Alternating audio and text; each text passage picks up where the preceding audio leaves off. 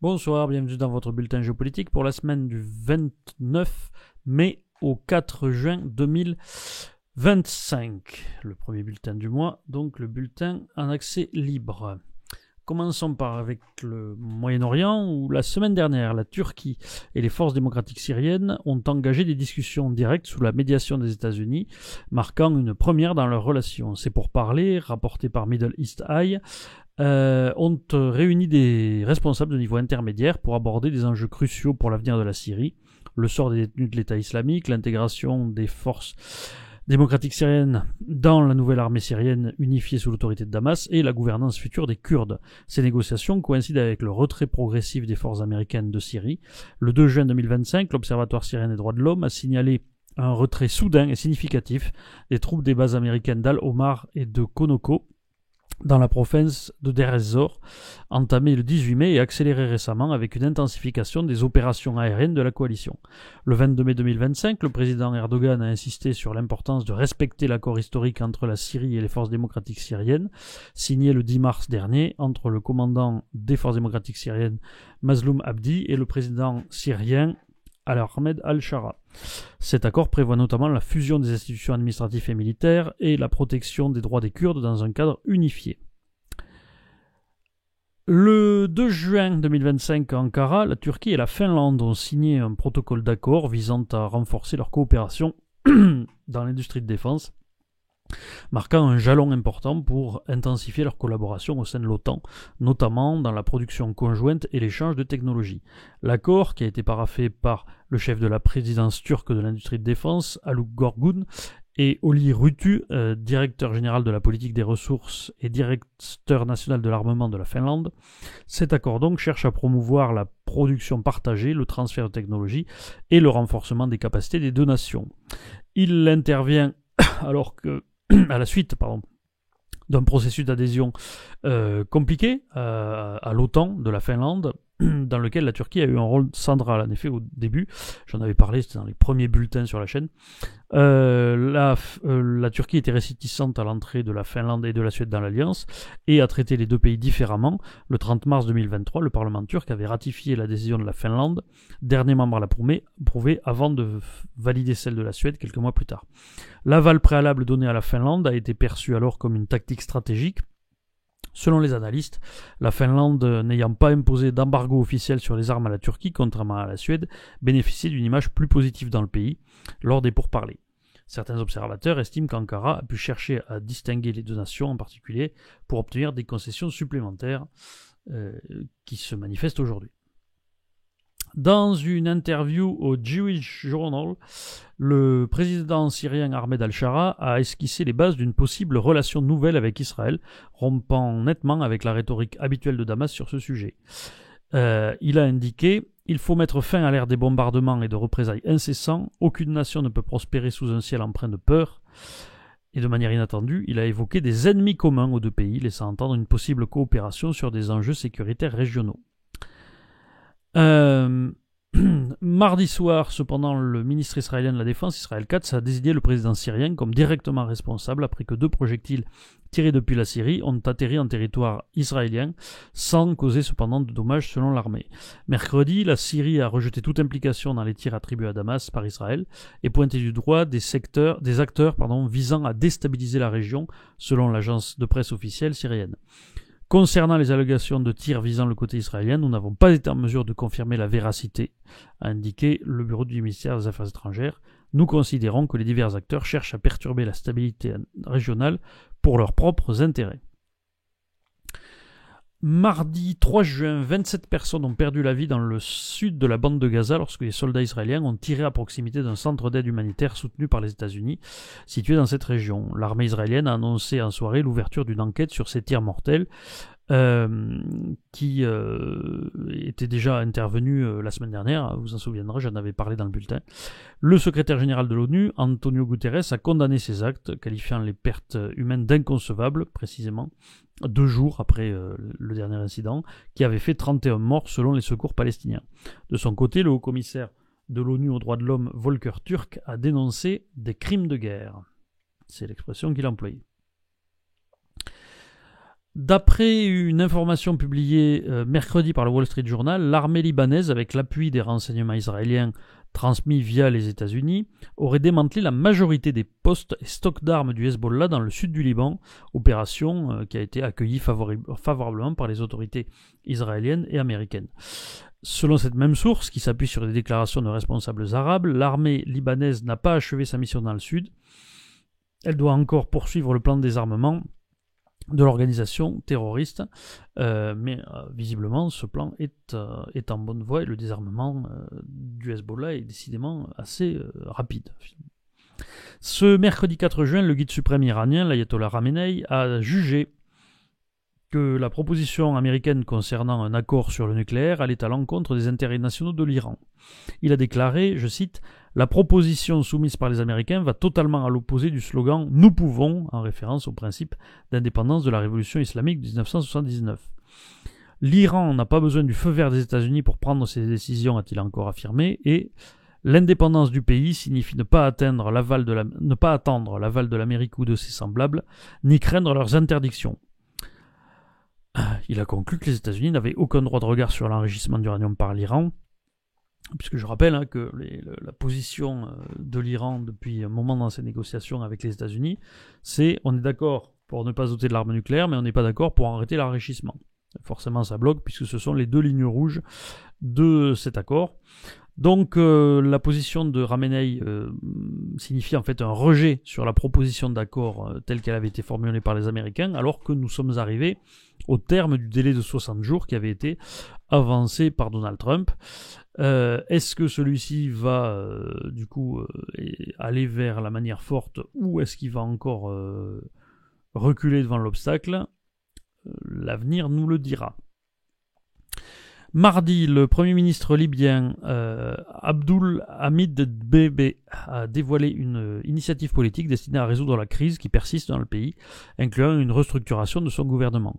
Lors d'une réunion du cabinet à Tripoli, il a indiqué que cette initiative, qui sera détaillée dans les prochains jours, repose sur 3 axes principaux: restructurer le gouvernement, prévoir la création d'une plateforme nationale d'information en ligne visant à refléter la volonté populaire et à permettre aux citoyens de poser des questions et d'interagir avec le gouvernement.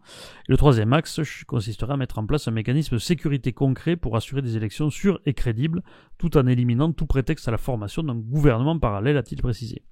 Il a également évoqué les récents troubles à Tripoli, marqués par des heurts armés entre forces gouvernementales et milices non identifiées, j'en ai parlé les dernières semaines. Il a dit, je cite, « Nous avons conduit une opération de sécurité précise et disciplinée contre un groupe hors la loi avec des pertes limitées. Cette opération constitue un véritable point de départ pour que l'État réaffirme son autorité sur la capitale sans partager le pouvoir avec des forces parallèles. » On part du côté du Maroc où un nouveau virage diplomatique marque la question du Sahara occidental et est à nouveau un revers pour Alger dont de toute façon la politique internationale consiste surtout à râler et à se victimiser quand les gens ne font pas ce qu'ils veulent, mais sans être très capable de mener des opérations de séduction. Et c'est ainsi que dimanche, à Rabat, le Royaume-Uni a officiellement soutenu le plan d'autonomie marocain pour le territoire, le qualifiant de base la plus crédible, viable et pragmatique pour une résolution durable du différend. En adoptant cette décision et cette position, Londres abandonne sa traditionnelle neutralité et s'aligne sur la position de certains alliés occidentaux, notamment la France, au risque donc de provoquer la colère d'Alger, mais je ne sais pas si les Britanniques sont très très soucieux de la colère d'Alger. Jeudi 29 mai, 12 pays africains se sont réunis en Ouganda dans le cadre du mécanisme de suivi de l'accord-cadre pour la paix, la sécurité et la coopération en République démocratique du Congo et dans la région. Et d'une voix unanime, ils ont condamné les agissements du mouvement du 23 mars, le M23, qui a envahi le pays. Et parmi ces nations qui ont condamné le M23 figurait le Rwanda, dont je rappelle qu'il est accusé de soutenir ce groupe armé et qui a pu trouver peut-être là une occasion à peu de frais d'essayer de maintenir qu'il ne soutenait pas justement le M23. Ce qui est vraisemblablement faux. Au Sahel, le groupe de soutien à l'islam et aux musulmans GSIM, émerge comme le groupe djihadiste armé le plus influent de la région. Au Burkina Faso, il a revendiqué des attaques mimées contre des positions militaires et la ville de Djibo, affirmant avoir tué 200 soldats. Au Mali, il a revendiqué plusieurs assauts récents, notamment celui de la base de Djoura, dans le centre, où 40 soldats ont péri le 23 mai. Vendredi dernier, le groupe a annoncé avoir pris le contrôle d'une base à Sirakorola. Lundi 2 juin 2025, le groupe donc, de soutien à l'islam et aux musulmans a lancé une double attaque à Tombouctou, ciblant un camp militaire et l'aéroport situé à 2 km de la ville. 14 assaillants auraient été abattus par l'armée malienne et ses alliés russes, sans annonce officielle de pertes militaires ou civiles. Cet assaut suit une autre attaque d'envergure, la veille, contre le camp de Boulkessi, dans le centre du Mali. Selon des sources sécuritaires, au moins 30 soldats maliens y ont été tués, bien qu'un élu local sous anonymat ait évoqué au moins 60 militaires tués. Donc la menace djihadiste grossit de plus en plus dans la région. Aux États-Unis, sommes-nous face à la rupture entre Donald Trump et Elon Musk? Peu après avoir quitté, comme c'était prévu pour des raisons administratives, la direction du Doge, Musk s'est lâché sur le projet de loi de finances du Congrès voulu par Trump. Ce sera le sujet du prochain live, entre autres choses.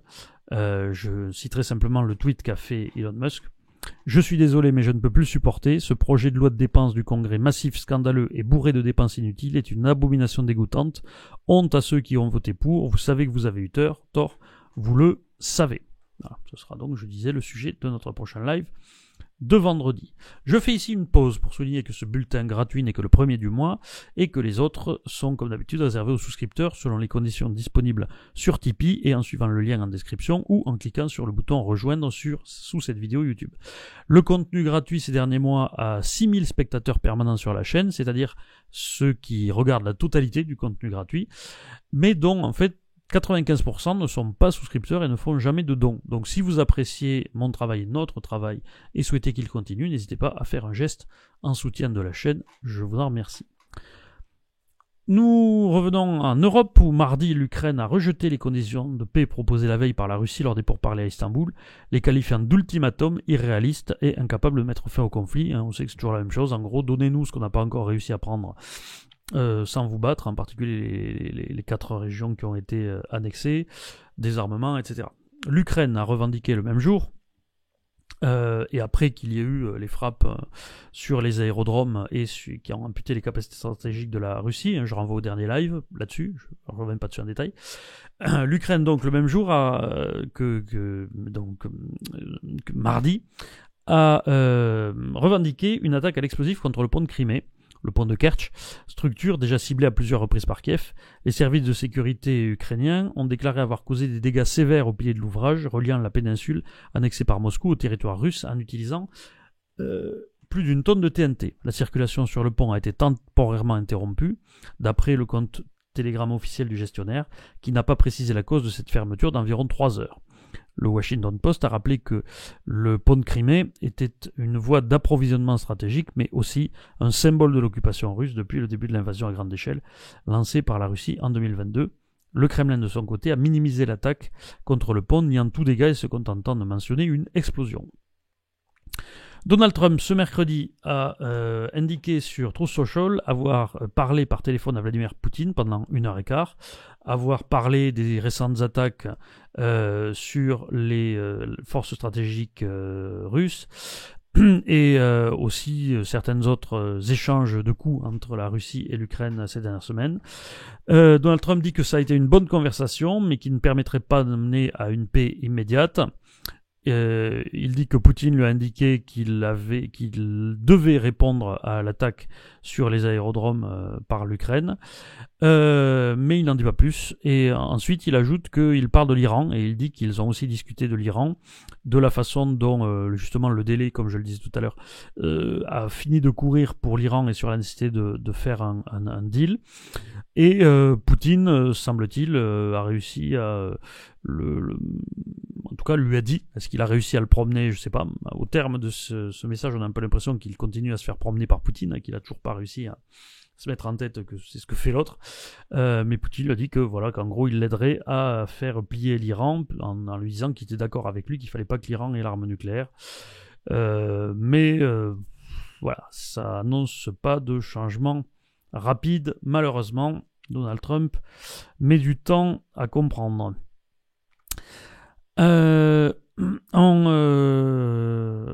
Nous sommes toujours en Europe, où 1 million de réservistes allemands sont devenus injoignables.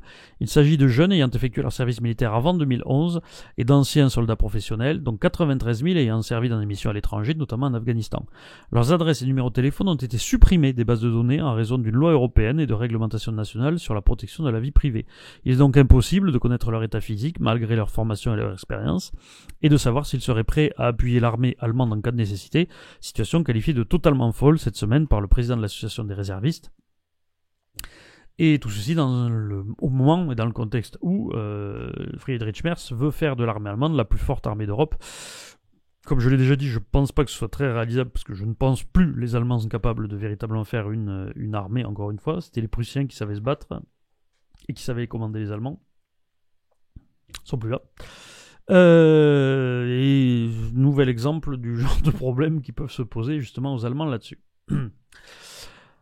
Aux Pays-Bas, la semaine dernière, Geert Wilders a lancé un ultimatum ferme à ses partenaires de coalition, entériné pleinement son plan anti-immigration en 10 points sous peine de voir le gouvernement s'effondrer. Ce projet audacieux prévoyait notamment la fermeture des frontières avec le renfort de patrouilles militaires, le rejet systématique des demandeurs d'asile à l'entrée du pays, la suspension du regroupement familial pour les réfugiés déjà reconnus, ainsi que l'expulsion des Syriens détenteurs de visas temporaires, arguant qu'une large partie de la Syrie serait désormais sûre.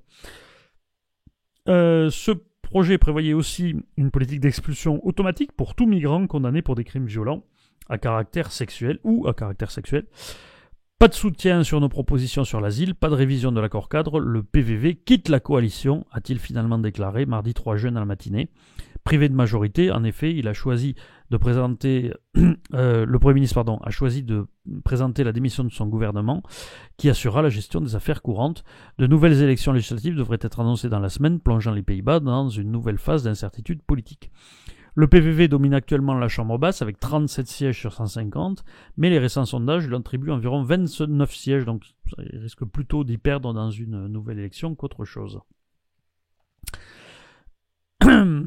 D'après la Commission européenne, l'Italie a dépassé la France sur le plan économique, avec un revenu par habitant désormais supérieur à celui des Français, atteignant un peu plus de 40 000 euros par an. Il y a 5 ans, l'écart était encore de 10% en faveur de la France. Les Italiens ont également réduit de moitié leur retard sur le niveau de vie des Allemands et sur la moyenne européenne en général. Alors, ce sont des chiffres en réalité qu'il faut fortement nuancer, puisque d'abord cette progression s'explique principalement par une croissance plus robuste en Italie depuis la crise du Covid comparée à la France, sauf que ce redressement est en partie dû à l'importante aide européenne reçue dans le cadre du plan de relance post-Covid, avec plus de 120 milliards d'euros alloués à l'Italie, soit 4 fois plus que c'est reçu à la France. Et je veux dire qu'en fait, pour une partie, ce rattrapage italien s'est fait avec l'argent de la France, notamment. L'argent européen venant des poches françaises en bonne partie. Cependant, l'augmentation du revenu par habitant s'explique aussi par la baisse de la population qui est passée sous la barre symbolique des 60 millions d'habitants avec une diminution de 700 000 personnes au cours des 5 dernières années. Donc, en réalité, cette remontée de l'Italie se fait parce que leur population diminue et parce qu'ils ont bénéficié de beaucoup d'argent de l'Union européenne. Donc, ça donne pas en soi beaucoup d'infos sur les fondamentaux du pays qui sont quand même qui restent assez fragiles. La France, de son côté, maintient sa notation financière actuelle selon la décision de l'agence Standard & Poor's Global Ratings. Cette stabilité provisoire intervient malgré des préoccupations persistantes concernant le déficit public et la dette nationale, qui n'ont pas connu d'amélioration significative depuis le dernier examen. La préservation de la note épargne à la France un revers symbolique supplémentaire, mais ne règle pas les problèmes structurels. Je vous rappelle que nous allons nous prendre, entre 2024 et 2025, on a encore une augmentation de la charge de la dette annuelle de 15 milliards. Donc ça va être compliqué. La Russie continue de générer des milliards grâce à ses exportations de combustibles fossiles vers l'Occident, selon des données finançant ainsi son invasion massive de l'Ukraine qui entre dans sa 4e année. Depuis le début de l'offensive en février 2022, les revenus russes issus des exportations d'hydrocarbures ont dépassé de plus de 3 fois le montant de l'aide accordée à l'Ukraine par ses alliés. Des données examinées par la BBC révèlent que les alliés occidentaux de l'Ukraine ont versé davantage à la Russie pour ses hydrocarbures qu'ils n'ont fourni d'aide à Kiev, notamment les Européens. Les militants appellent les gouvernements d'Europe et d'Amérique du Nord à intensifier leurs efforts pour bloquer l'approvisionnement en pétrole et gaz russe qui contribuent à financer le conflit avec l'Ukraine. D'après les résultats officiels du scrutin du 1er mai, Karol Nawrocki, le candidat indépendant, a remporté 50,89% des voix devançant Rafał Trzaskowski de la coalition civique, qui était le candidat centriste et pro-UE de Donald Tusk, du gouvernement de Donald Tusk, pardon. Le Karol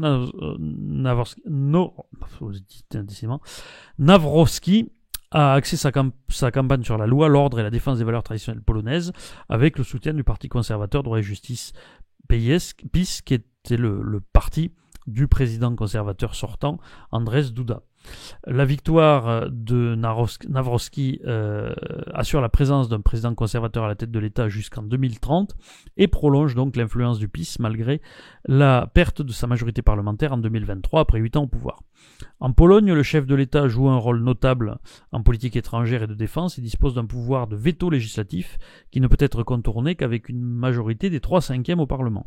Plusieurs réformes portées par Donald Tusk et son gouvernement pro-UE, en place depuis 2023, ont été bloquées par Andrzej Duda, ex-membre du PiS resté fidèle au parti, et le seront donc probablement encore par Karol Nawrocki. Certains interprètent d'ailleurs l'échec de Rafał Trzaskowski, membre du parti du Premier ministre Donald Tusk, comme un rejet du programme du gouvernement de Donald Tusk lui-même. Le chef du Pentagone, Pete Hegseth, alerte l'Asie sur une menace imminente de la Chine envers Taïwan. Lors d'un discours à Singapour face à des représentants des gouvernements asiatiques, le secrétaire américain à la Défense a affirmé que les États-Unis protégeraient l'île contre une agression chinoise. Il a toutefois exhorté les pays de la région à renforcer rapidement leurs capacités militaires. Alors l'information me trouve intéressante, bon, on dit toujours que c'est imminent ou que ça va pas tarder autour de Taïwan. Non, ce que je trouve intéressant, c'est le fait que Pete Hegseth réaffirme que les États-Unis protégeraient l'île contre une agression chinoise, alors que on a beaucoup parlé d'une espèce de flottement ou d'une incertitude sur l'engagement américain depuis le début de la présidence de Donald Trump à protéger éventuellement Taïwan. Mais il semble que l'administration de Trump désormais ait réaffirmé cette volonté de protéger. Par ailleurs, au niveau des relations américano-chinoises, je vais vous lire telle quelle la traduction d'un tweet de Kash Patel, le nouveau directeur du FBI aujourd'hui, qui semble pas piquer des vers. Il dit la chose suivante. Je peux confirmer que le FBI a arrêté un ressortissant chinois aux États-Unis qui aurait introduit clandestinement un agent pathogène biologique dangereux dans le pays. L'individu Yunjin Jian est accusé d'avoir introduit clandestinement aux États-Unis un champignon dangereux appelé Fusarium graminearum, qui est un agent d'agroterrorisme pour effectuer des recherches à l'université du Michigan où elle travaille. Ce champignon peut provoquer une maladie appelée brûlure de l'épi, ou maladie du blé, une maladie du blé, de l'orge, du maïs et du riz, entraînant d'importants problèmes de santé chez les humains et le bétail. Il est responsable de milliards de dollars de pertes économiques dans le monde chaque année. Des preuves indiquent également que Jian avait exprimé sa loyauté envers le Parti communiste chinois et avait reçu un financement du gouvernement chinois pour des travaux similaires sur ce pathogène en Chine. Le petit ami de Jian, Zhongyong Liu, également inculpé dans la plainte, travaille dans une université chinoise où il mène des recherches sur le même agent pathogène. Liu aurait d'abord menti, puis avoué avoir également introduit clandestinement du Fusarium graminearum aux États-Unis via l'aéroport métropolitain de Détroit, afin de pouvoir lui aussi mener des recherches à l'université du Michigan. Les deux individus ont été accusés de complot, de contrebande de marchandises aux États-Unis, de fausses déclarations et de fraude au visa. Cette affaire est un rappel brutal que le PCC travaille 24 heures sur 24 pour déployer des agents et des chercheurs afin d'infiltrer les institutions américaines et de cibler notre approvisionnement alimentaire, ce qui aurait de graves conséquences, mettant en danger la vie des Américains et notre économie. Votre FBI continuera à travailler sans relâche pour se protéger contre cela. Donc c'est très intéressant. On va pratiquement... En gros, c'est une histoire de complot pour une éventuelle attaque biologique sur le sol américain par la Chine. Alors, c'est pas dit aussi directement que ça, on n'en est pas exactement là, mais voilà, ça me paraît significatif. Et ça dit quelque chose des rapports actuels de la Chine et des États-Unis et l'évolution assez clairement de comment dire, des relations entre la Chine et les États-Unis, et surtout la possible utilisation, alors je dirais pas ni comme une arme, ni comme un casus belli, mais on se souviendra qu'au lendemain du Covid, en tout cas ça avait été ma certitude à ce moment-là, parce que c'était la première présidence Trump et c'est avant que sa présidence soit encombrée par le Covid lui-même jusqu'à ce qu'il soit pas réélu. Il y avait la possibilité que justement le déploiement du Covid soit vu comme une forme de casus belli entre l'Amérique à l'époque de Trump et la Chine. Et il n'en avait rien été, mais bon, depuis, il a été l'hypothèse de la chute, de la fuite de laboratoire, même si je sais que c'est apparemment toujours contesté, mais a pris du poil de la bête.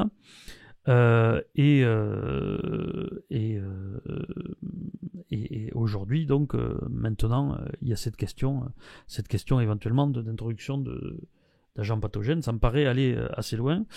Et c'est dans ce contexte aussi que ces derniers jours, Marco Rubio a annoncé viser les étudiants qui avaient des liens avec le Parti communiste et de bloquer leur capacité d'étudier aux États-Unis.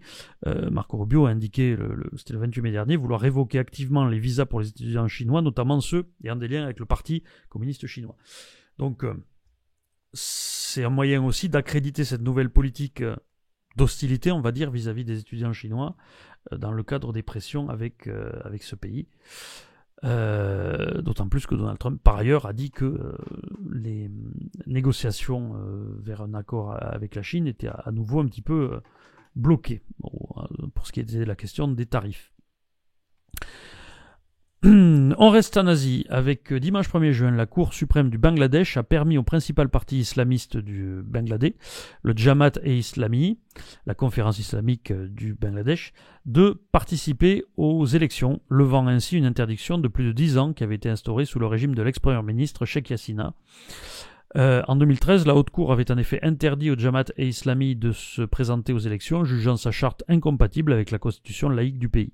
Après la chute du gouvernement de Sheikh Hasina l'été dernier, le parti avait déposé un recours pour contester cette interdiction. Enfin, Corée du Sud, mardi 4 juin au matin, le dirigeant de centre-gauche Lee Jae-myung a été investi président de la Corée du Sud au lendemain de sa nette victoire lors d'une élection provoquée par la destitution de son prédécesseur. Après 6 mois de crise politique majeure, cet ancien ouvrier de 60 ans a remporté le scrutin avec 49,42% des voix contre 41,15% pour son rival de droite, Kim Moon-soo, qui a reconnu sa défaite dans la nuit selon les résultats officiels de la commission. Le poste de chef de l'État étant vacant depuis la destitution de Yoon Suk-yeol, Lee Jae-myung a été investi immédiatement après la validation de sa victoire, sans la période de transition habituelle. Le mandat présidentiel a débuté dès la confirmation du vainqueur à 6h21, c'est ce que la commission électorale a proclamé. La première journée de Lee Jae-myung en tant que président et chef des armées a commencé par un échange téléphonique avec le commandement militaire, suivi d'une visite traditionnelle au cimetière national où il s'est recueilli sur les tombes des anciens combattants coréens. J'attends de voir comment évoluera exactement la pratique de la fonction présidentielle. Je rappelle que, dans une perspective historionomique d'analyse de la Corée du Sud, l'affaire de Yoon Suk-yeol était un petit peu la glorieuse révolution, où les journées de juillet 1830, si vous voulez, qui avait mis fin à la restauration et lancé la monarchie de juillet, c'est-à-dire la fin du processus de révolution nationale, dans lequel il devrait y avoir un abaissement de l'exécutif au profit du Parlement. Le fait que le président a été destitué va dans ce sens-là. On va voir quelle sera la pratique du pouvoir de Lee Jae-myung et si, à la fois dans la pratique mais aussi peut-être dans les institutions, des modifications sont apportées à la constitution coréenne. Voilà ce que j'ai trouvé de saillant et de significatif à retenir cette semaine. Je vous dis à bientôt pour de nouveaux formats et en attendant, vous laissez pas faire.